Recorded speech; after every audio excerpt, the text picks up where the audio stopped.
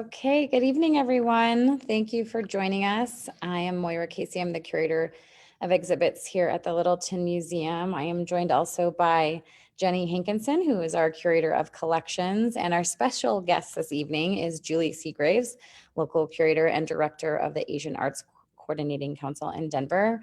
We're very pleased to have her with us, and I will introduce her in just a minute, but we just wanted to do a quick few announcements. First of all, we apologize for having this scheduled conflict with the vice presidential debates. Didn't really think about that in planning this event, but hopefully some of you are able to join us tonight anyway. And if not, we are recording this webinar, and we will also be posting it. If you're not watching it live on Facebook, we will also be posting it to the City of Littleton YouTube page. So you'll be able to see it there at your leisure. We've really enjoyed hosting this exhibit. We're here in the exhibit now, Chinese folk art from the Shaanxi region, and it will be going through October 17th. So if you haven't had a chance to come see it yet, you still have about a week and a half to come see it in person. If you're unable to make a reservation to come see it at the museum, you can also visit our website, littletongov.org, and navigate to the museum to see the from the exhibit page, you can get to the virtual tour. So feel free to check that out as well. We've had some great programming. I think we're most excited about this lecture this evening, but we also have one other program left next week, Wednesday, October 14th. The Bemis Library, which is just across the street from us, is hosting a book talk on Red Scarf Girl. So if you also through the littletongov.org website navigate to the Bemis Library, you can get information to join that book discussion and to access the book. You can also get there from the exhibit, the Vibrant Bounty exhibit page as well. So again, tonight's lecture is with Julie Segraves. She's going to be telling us about the origins of Chinese peasant paintings. Segraves has a master's degree in Asian art studies with a major in Chinese art and language. She also has a minor in Japanese art and language.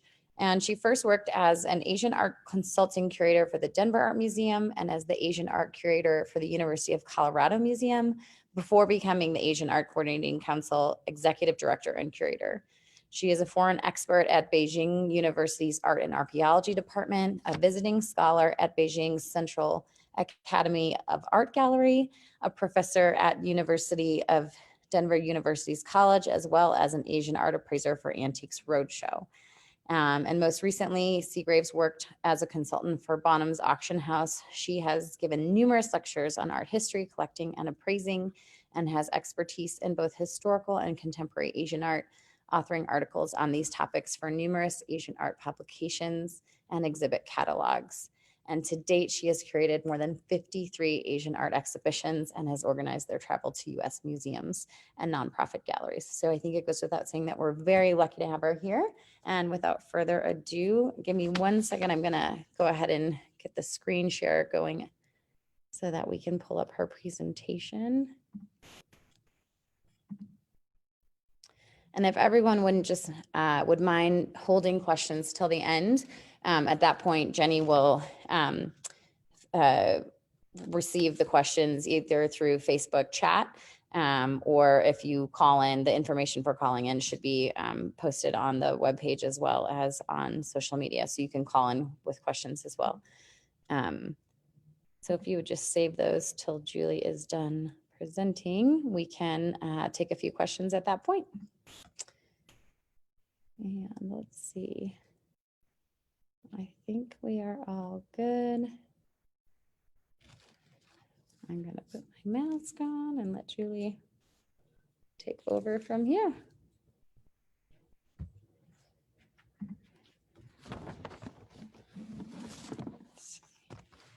Good evening, everyone. I'm delighted that you could come and hear the lecture, which will also be on YouTube and on Facebook at a later date. I do have a master's in Chinese art and language, and in fact, my thesis topic was Hu Xian peasant paintings. So I was delighted when the Littleton Museum asked me to come and give a brief lecture about its evolution. In this talk, I will be showing and discussing Hu County Peasant Painting School of Art with work from 1950 58 through 66, and additional Hu exhibit paintings and textiles dating from 1985 through 91. Hu County peasant paintings are closely related to traditional Chinese paper cuts and New Year's prints, and many paintings depict a fantasy farm life. However, in reality, the Hu County painter's artistic journey has been impacted by the evolution of Chinese art, Chinese politics, and Western influences from the late 19th century through today. 1839 to 1949 is often referred to by the Chinese as a century of humiliation, and it describes a period of intervention and conquest of China by Western powers, Russia and Japan, and the loss of China's political and economic power. During the mid to late 19th century, Western powers established unwanted trading centers and treaty ports throughout China, and the country's position in the world and its self-image was reversed in a 100-year period, from the world's leading civilization to a subjected and torn country. The two images featured on the screen are of the Emperor's summer palace. One is before the British and French forces sacked and looted it in 1860 as part of the Second Opium War. And the other image is what the summer palace looked like after the attack. By the late 19th century, Hong Kong and Canton in South China were considered two of the most important Western trading centers, with foreigners engaged in trade residing there. Subsequently, Chinese artists living in Hong Kong and Canton became familiar with Western art and began to use Western oil on canvas rather than ink on paper or silk to create painted portraits of local Chinese and Western merchants and their wives, using selected Western artistic techniques. During the same time, China and its artists sought to modernize the country. Artists in southern China searched for inspiration outside of China to invigorate the stagnant Chinese painting tradition, and they traveled to Japan to study the styles that had already been influenced by the West. Referred to as the Lingnan School, these artists introduced some Western painting styles and elements while maintaining traditional Chinese painting techniques, but their efforts to create modern Chinese art fell far short of success. This image of a traditional landscape scene is a perfect example.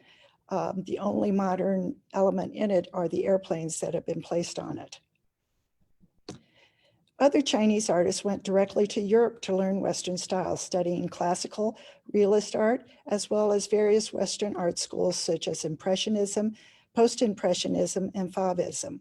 When the artists returned to China, they brought back Western oil painting, sculpture, drawing, pastel, and other new artistic genres, along with new artistic ideas, which were outside the traditional realms of calligraphy and painting. One of the artists that had the biggest impact on the evolution of 20th century Chinese art was Xu Beihong, who introduced academic realist techniques and applied them to Chinese brush painting, like the one featured here, entitled Old Man Moving the Mountain, which is an old historical Chinese story. The academic realist techniques we'll see will also become the basis for later socialist realist art in China. During the 1920s and 30s, Chinese artists, particularly those residing in the treaty port city of Shanghai, began to study Western graphic art and print art, and combine these influences with their own folk art tradition of New Year's prints, creating their own commercial art and advertising. This is an example of a traditional Chinese New Year's print. These artists produced New Year's print influenced images, which were considered more appealing to their Chinese customers in order to promote sell products like cigarettes, soap, and cloth. During the 1930s, another Western art school, German Expressionism, served as a model for the evolving Chinese print art. This particular image is by Kathy Kollwitz, a German Expressionist artist. New Chinese woodblock prints during this time became an important new media, and art primarily featured figures reflecting the woes of society. These prints were used for political purposes, as well as indicating the feelings of the common man reacting to the Japanese invasion in various regions throughout China. This is illustrated by probably one of China's most famous prints during this time period called Cry, and also by this image of refugees escaping the Japanese invasion. With first the defeat of Japan and then the nationalist government, the Communist Party established the People's Republic of China in 1949, founded on communist principles, and designated Mao Zedong as a founding father. A new type of art was promoted, which was based on Mao's talks at Yan'an. According to the talks, art should be used for political purposes, serve the people, and entertain and edify the masses. First, the communist government looked to Russia and its socialist realist oil paintings for inspiration to support their government. The upper image is an example of this from Russia with Lenin greeting the crowds, and the lower image is called Founding of the Nation, featuring Mao in Tiananmen Square, dedicated to the establishment of the People's Republic of China. These early oil paintings also focused on communist events and victories, like the Russian victory in the upper left corner, and the lower corner, which is Chinese, called Removing the Shackles of Oppression. However, in 1954, there was another change in the party policy, and it moved away from Russia's influence on Chinese government and on its art. Traditional style art was soon reinstated, but peasants, soldiers, and children became the dominant themes rather than landscape images, which had been the staple of past traditional Chinese art.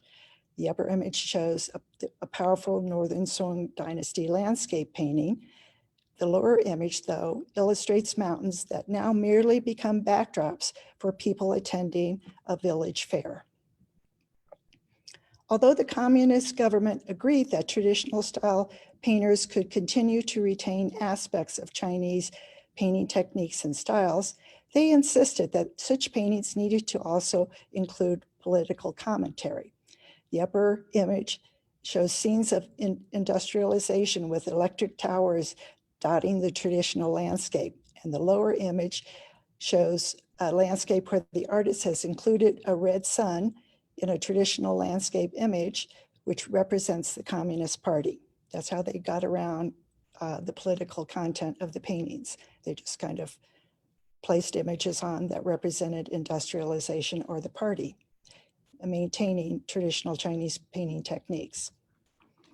However, in 1958, the communist government realized that the indigenous Chinese folk art would better serve their political purposes in this new upcoming political campaign. The Great Leap Forward from 1958 to 62 was a political, economic, and social campaign to reconstruct China from an agrarian economy into a communist society through the creation of people's communes. Mao ordered increased efforts to multiply grain yields and bring industry to the countryside. The campaign also promoted a mass-based art movement, combining the concepts of revolutionary realism with revolutionary romanticism, and it urged the Hu painters to create a new art which promoted agricultural production as well as the new agrarian life under communist rule. Although the Hu county paintings are often referred to as peasant paintings, in reality, the Hu painting group was composed of a mixture of sexes, ages, and professions, including peasants, barefoot doctors, and various workers. But all painters had one common trait of working the soil directly or indirectly, and all artists, in addition to their regular jobs, were encouraged to paint on a part-time basis to produce art in a variety of individual styles, all celebrating the experiences of commune life. Unlike past paintings created by traditional Chinese artists, Hu paintings feature new themes and subject matter with their focus on activities of peasant life. Such reflections of the new Chinese society would be difficult without employing technological subject matter, which had already been codified by the 1930s Socialist Realist and German Expressionist woodblock print movements. The Hu painters included scenes of technology in the countryside in some of their work, but a different effect is presented. In these paintings, exaggerated representations of reality is depicted. Everything is shipshape and well-ordered, and everyone seems to be smiling and to be busy. There's not an idler in sight. Painting themes includes scenes from technology in the countryside, like these two, heavy pipe construction, the upper image, and the repair brigade, a lower image. Farm activities were also prominently featured, from picking cotton, harvesting pomegranates, to taking care of ducks. Other new village activities were also explored, which totally new themes that had never been really created in Chinese art up to this point. The upper images, people are reading the newspaper. The Chinese government, when it first established the People's Republic of China, put up walls where they could paste up daily or weekly bulletins, and the people can come and read them instead of having a paper delivered at their house. The upper right image is people playing basketball or basketball. And the bottom image is a view of people attending a market cooperative. But mostly, and most importantly, working men and women were featured in the Hu paintings. The upper image of fertilizing the field has both female and male workers, and the lower image, called Women Holding Up the Sky, exclusively portrays women and their efforts to work in the communist government and to promote its policies. Although the various styles of Hu painting define any semblance of orthodox tradition, they can be classified into three general divisions. One division relies heavily on Chinese traditional style painting techniques, which at times are combined with Western methods and socialist realist concerns. The second and smaller division focuses on Western and social realist art concerns with some Chinese elements. And the third division is impacted by Chinese folk art of paper cut and New Year's prints. This image is included in the first group. Harvesting fish has a traditional Chinese perspective, which allows for distance rather than depth. Instead of featuring the simple pleasures of a single fisherman found in past traditional paintings, this Hu painter has depicted a group of jubilant peasants happily reaping harvests of fish. Hu painters were introduced to traditional Chinese painting techniques when the government ordered classically trained Chinese artists, many who had also studied Western art, to travel to Hu County to teach the artists how to paint. As a result, various traditional art practices began to appear in Hu painting. The technique of employing a neutral ground has been regularly used in past Chinese paintings to emphasize the central subject of the figure, like the example of the late Qing Dynasty artist's self-portrait in the upper left corner. It serves the same function in the Hu painting of Old Secretary. The painting showcases traditional Chinese media on ink on paper. The Old Secretary's face is modeled in Western fashion with the aid of academic realistic techniques. The axe, pick, and chain reflect an awareness of Western artistic elements introduced by the woodblock print movement. I'm not sure how I can, here we go. No, maybe I have some more. There we go. Sorry, little bust up with PowerPoint here. More text. Yeah, more text. However, the figure's clothing is depicted with Chinese calligraphic lines, and the backpack is also drawn with uneven sweeps of the brush. and the foreground rock is sketched with wide angular strokes popular in Southern Song Dynasty paintings. And the lower image is an example of a Song Dynasty painting. And as you can see, the rock brushwork is very similar to that found in the old secretary's image.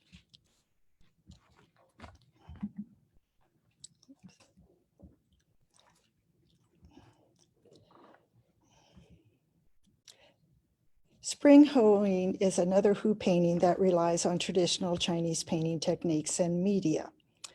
The varying positions of the women, which was used so effectively by Tong Dynasty artist Zhou Feng to create images of court women, is applied here, enhancing the spatial depth of the peasant working women, while projecting a line of motion that the eye invariably follows. The spring green stretch of land curves to follow the row of working women. Although the women's faces show an influence of Western art practices, this element is complemented by close-drawn, immodulated calligraphic lines. The artist has also included an inscription on the lower right painting side, an element often found in traditional Chinese painting. The artist has utilized past Chinese art techniques that capture an evocative mood, but the effect is quite different than that found in Southern Song Dynasty painting like the one below. In this idealized scene of farm work, one is barely aware of the intentionally placed insecticide sprayer men on the upper painting portion, and it's difficult to tell if it is mist or a substance to kill bugs that is billowing in. The bird's eye view perspective is another traditional Chinese art technique where the scenes are viewed from above. This method was used extensively in traditional Chinese paintings and prints. The upper image features a traditional Chinese painting with a view of a marketplace. The lower left image is a 1950 painting celebrating the first anniversary of the establishment of the People's Republic of China. And the lower right painting features the bird's eye view of the new Hu County. The second school of Hu painting showcases Western and Socialist Realist art concerns, but it is a smaller division of Hu painting. Virtually all the painting features peasants as the central theme. Three-dimensional faces appear with some regularity, and they are primarily featured in formats displaying small groups of people, from 2 to 6. In much of the work, the model faces are often in contrast with two-dimensional treatment of the bodies, a popular technique in traditional Chinese art. The upper image shows the Russian Socialist Realist painting featured peasants in the field. The lower left image, the Russian Socialist Realist concerns have been transformed to accommodate Chinese and their taste in never stop being industrious. The lower right images include a new theme, a rural health station, which is featured. Although Hu paintings and Russian Socialist Realist pictures share some similar concerns about farm life, the Hu works convey very different images. Hu paintings focus on idealized farm life and its various activities and are the pictorial opposites of the realities of farm life depicted in Russian Socialist Realist work. The Hu paintings also include a variety of new themes like class education, the upper image, and the lower image, everyone has a bank account. The third group of Hu paintings draws upon Chinese folk art traditions of paper cuts and New Year's prints, which often feature plants like this, the three images here. The top image is a paper cut of a lotus. Below it is a New Year's print of a lotus. And to the right is one of the exhibit paintings featuring lotus. Animals are also often depicted. The upper image is a pig paper cut with floral motifs cut into his body. The lower image shows a Hu exhibit painting of a pig which also features painted floral motifs on its body. But both paper cuts and New Year's prints were created by and for the masses of China and brought beauty into the lives of the peasants. The process of paper cutting requires a considerable amount of skill. The artist uses one piece of paper and a knife or a pair of scissors to cut one continuous line to create motifs, usually auspicious in meanings. Paper cuts were used to decorate interiors, windows, doors, gifts, and homes for weddings, birthdays, local festivals, and celebration. Traditionally, they were fashioned in the winter by peasant women on a break from their farming chores as a way to earn extra income. The first paper cut that can be dated in China is the 2nd century Chinese paper cut featured here. Paper cut stencils were also used regularly as fabric guides. Many paper cut motifs can still be seen on fabric created today, and this 2nd century paper cut stencil design has been patterned onto this 19th century piece of tie-dye fabric. The Tong Dynasty, approximately the 7th century to the 10th century, has many rosette design patterns, which can be traced to paper cut motifs found on a 2nd century Han Dynasty tie-dye cloth in the upper left portion of the screen. This rosette motif was also patterned on Tong Dynasty silk brocades and Tong Dynasty ceramics. Many paper cuts during the Tong Dynasty were also used by court women as adornments for their hair or faces. The lower picture features Tong Dynasty images of court women with paper cut adornments which were painted upon tomb walls or onto the actual tomb figures. The upper image illustrates a wide variety of paper cut designs that were popular during the Tang Dynasty, and many of the motifs continue to be used on Chinese folk art and painting today. And third from the bottom is our Rosette Pattern design. Today, the Rosette paper cut motifs are used on both contemporary paper cuts and on Hu paintings. The upper image shows a paper cut Rosette Pattern gown, and the lower image shows a Hu exhibit painting with rosette designs on the flowing cloth. New Year's prints are another Chinese folk art that has impacted Hu art. The custom of decorating household doors on New Year's Eve with auspicious images meant to safeguard its inhabitants began over 2,000 years ago. Initially, pictures of tigers and other powerful beings were painted onto doors to keep the evil spirits at bay. By the 7th century, woodblock printing in China had developed to the extent that black block printed images with colors added by hand were being applied to doors, and an assortment of woodblock prints were also being used throughout the year in conjunction with various religious and cultural festivals. This is an example of a 19th century woodblock print door god, which is of a door god. With the invention of multi-block color printing in the 17th century, brightly colored polychrome prints on inexpensive paper became easy to produce. By the early Qing dynasty, that's the 17th through the early 20th century, there was a robust demand for such prints in both villages and cities alike. This is an image of a late 19th, early 20th century New Year's print.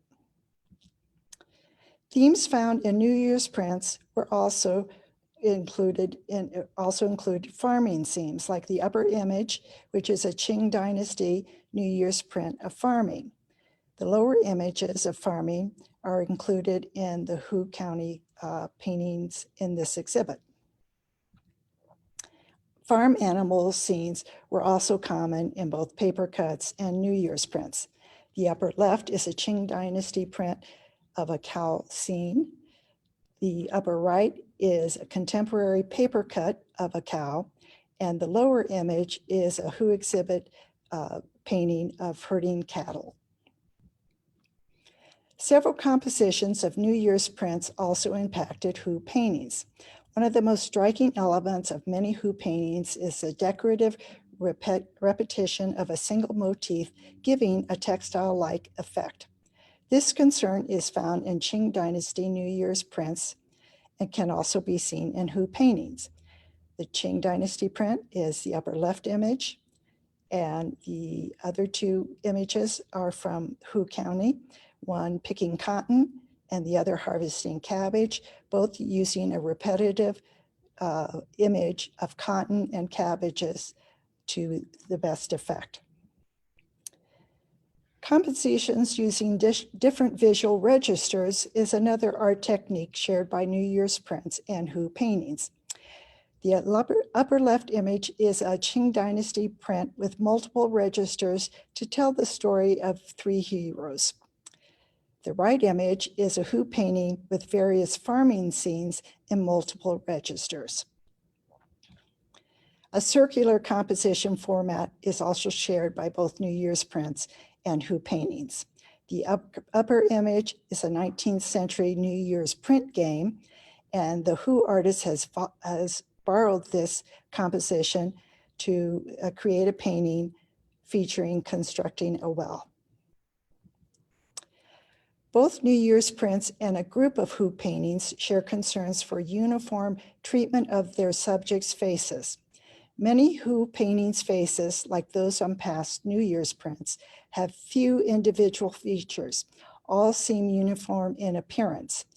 The upper two prints from two different woodblock schools in China illustrate that the facial features are almost identical on the left, and on the right, an image of 100 children, they are all identical, as are all the facial features of the lower left section from the exhibit showing pipe fitting activities, and also of another Hu painting that features a tailor shop.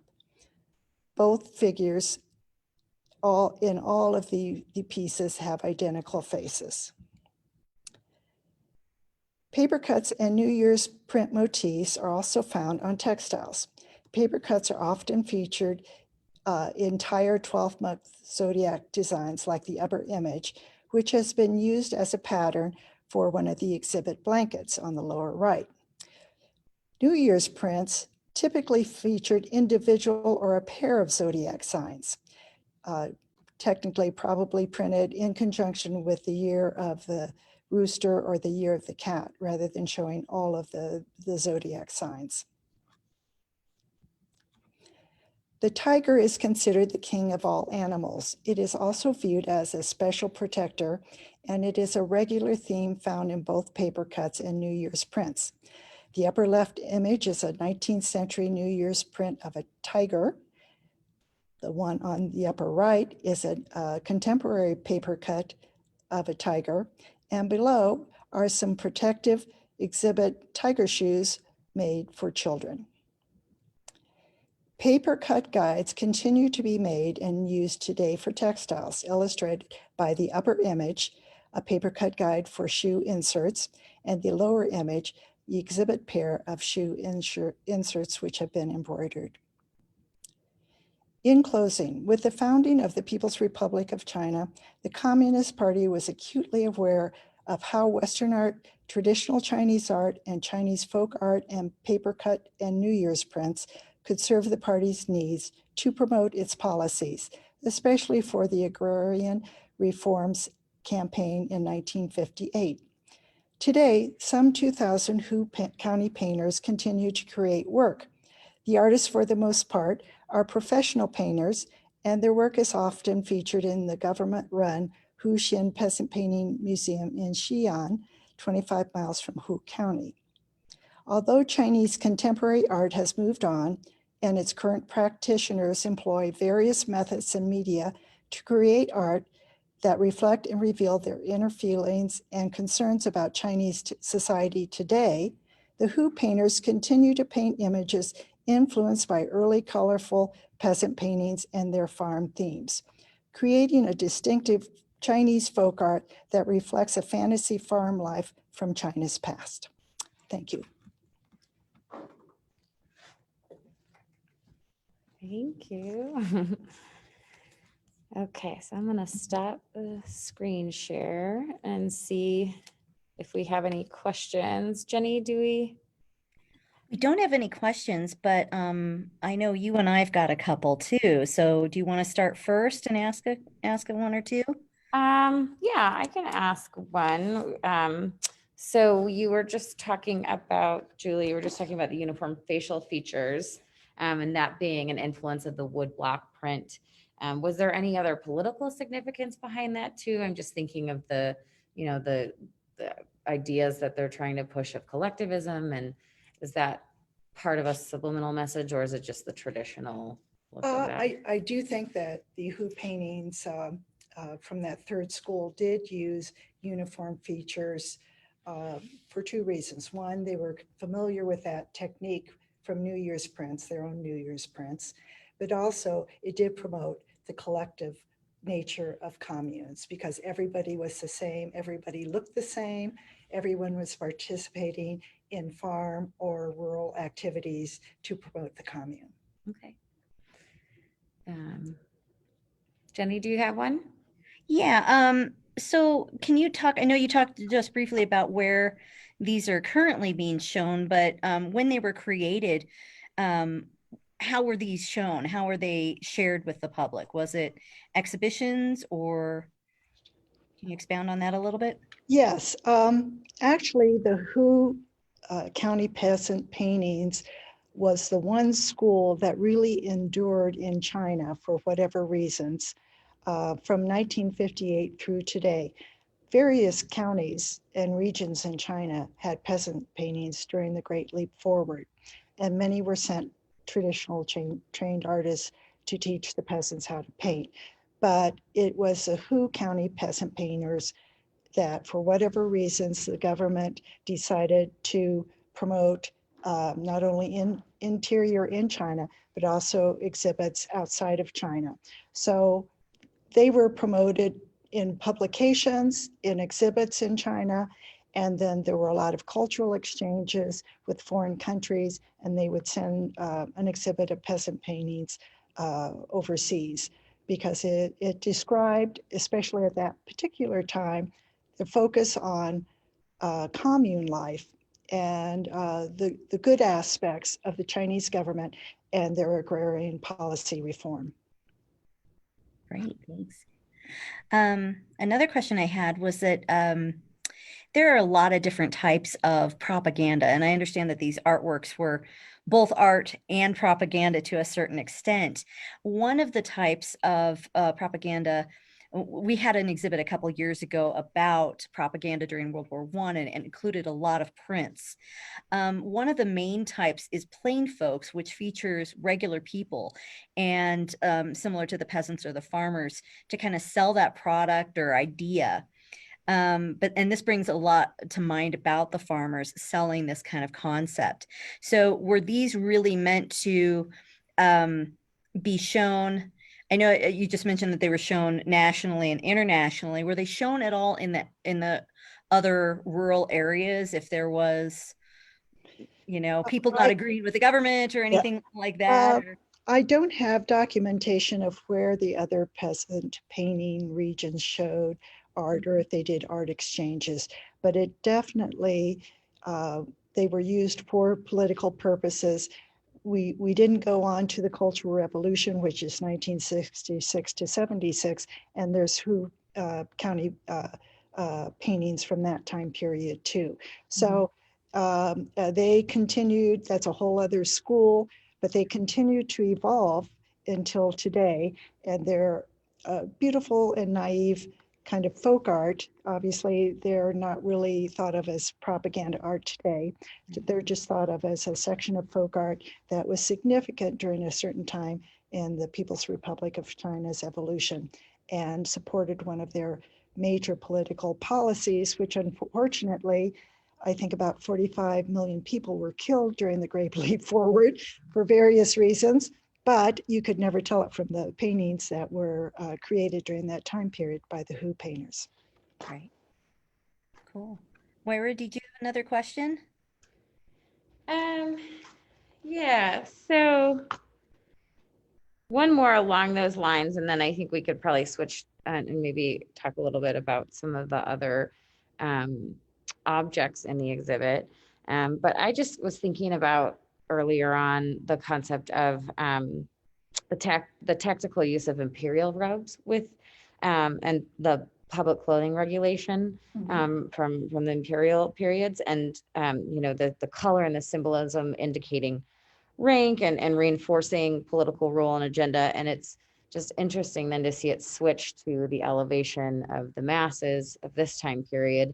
But I was just kind of curious about if you have any thoughts on that, and sort of, is that, you know, is that why it was sort of an easy adaptation or political usage, because it had already been done for centuries, just in a very different sort of top down versus bottom up approach? Yes, during the Qing Dynasty, I think during the Kangxi reign and the Qianlong reign, there was a series of clothing edicts that were passed towards the end of the 19th century and early 20th century. Merchants could buy their rank, and all really the clothing regulations, although they were in fact in existence, weren't in reality followed. I often think that people think China is so totally different because it's a communist government than the previous dynasties. But I feel that it isn't really that different in a certain aspect, and that is that there was always a emperor, there were always the people beneath the emperor that did what the rules and regulations that were passed. There wasn't as much freedom as one would think, especially at the end of the Qing Dynasty, where the peasants had high taxes and various other hardships, and that went through the early till 1949, which was one of the reasons why the communists were able to secure their support. So I think that under communism, yes, you have as we nowadays know, we have a very powerful central government, and the Chinese are not accustomed to a democracy, and they weren't in the past, and they will, I don't believe, will ever be open to a democratic country concept like we have here, just because they have a totally different national history. But I do feel that so some of the past clothing regulations, although they were for the emperor and the imperial court and scholars who were studying there, as well as their wives, because the wives had the same rank as their husbands, and wore clothing that reflected that. But the peasant paintings, in terms of what the Chinese government wanted to do, was really show that there was a universality of concerns during this time period, that everybody could work together. So that aspect is very different.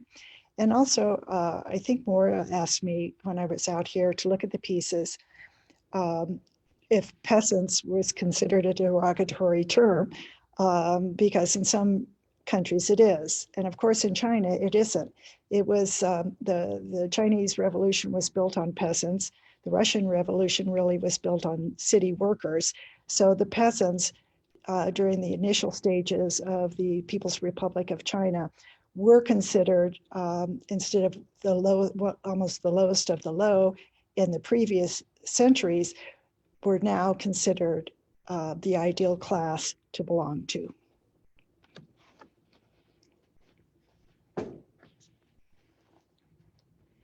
Any more? Just one more question. Can you tell us a little bit more about the art supplies, the paints, the papers, were they made or sourced locally, or were they brought into the region, to the county?